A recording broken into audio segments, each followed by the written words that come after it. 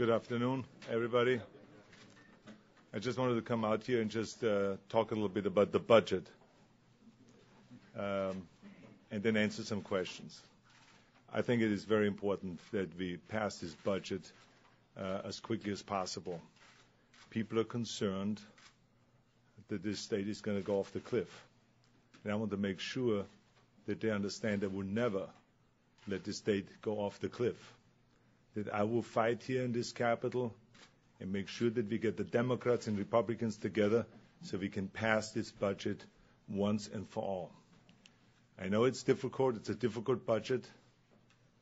The legislators are tired. They've spent nights here. But we're still of one vote short, and we're going to find that one vote. And so I want to encourage the legislators to do everything that they can to just hold tight and to go and to pass this budget. Never to give up. We will never give up.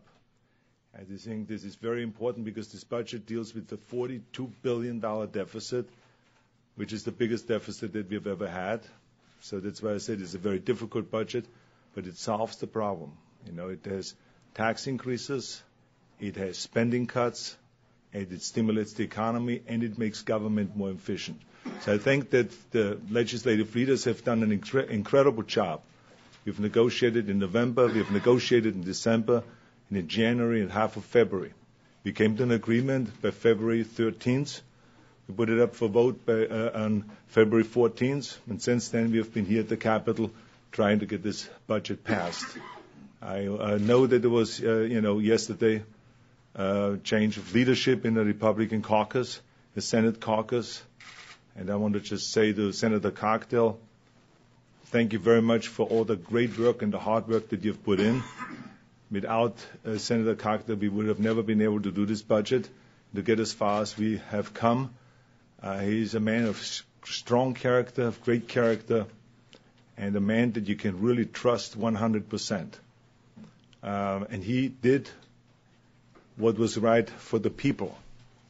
Maybe not what was right for politics or what was right for the special interests, but he did and fought for what was right for the people of California.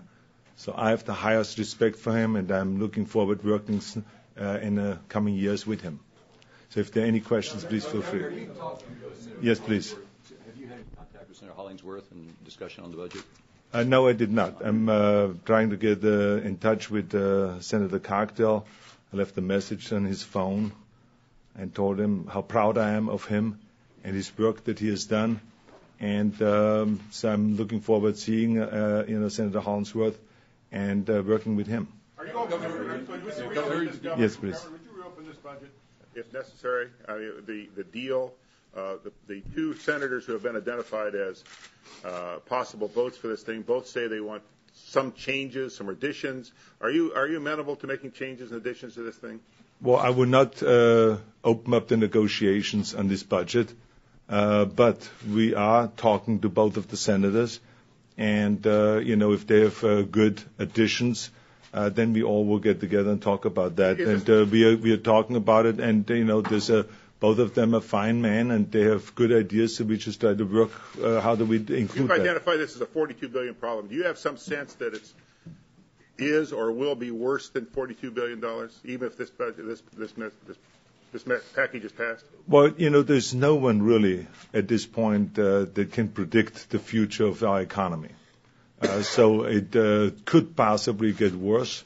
But there's also signs, where the situation levels off a little bit. So our revenues that are coming in have so far not shown any drop in revenues, but beyond of what we have anticipated. So that we don't see any signs there. So I think that we will, we have a good chance that maybe we'll stay there. But like I said, you never know.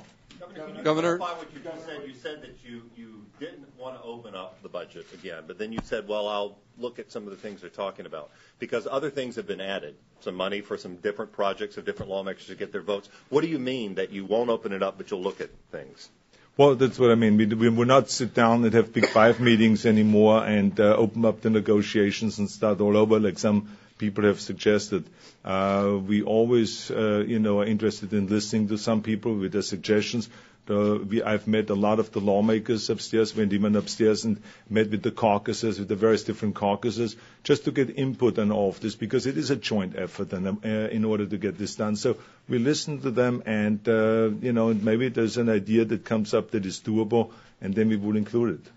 Governor, you said that the Yes. Republican leader, the new Republican leader, says that he will not budge on taxes, that's off the table. Given that's being the case, what can you do to get that one more vote? Well, let me just reiterate to all of you that if you think that you can do this budget without any increase in revenues, then you have a big math problem. Because you can't erase $42 billion deficit without revenue increases. I despise revenue increases. I hate taxes. But when you're faced with that kind of a reality, then that's where you have to go.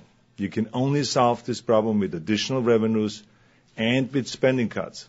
Some of those cuts are severe cuts, and also with some additional money through the raw.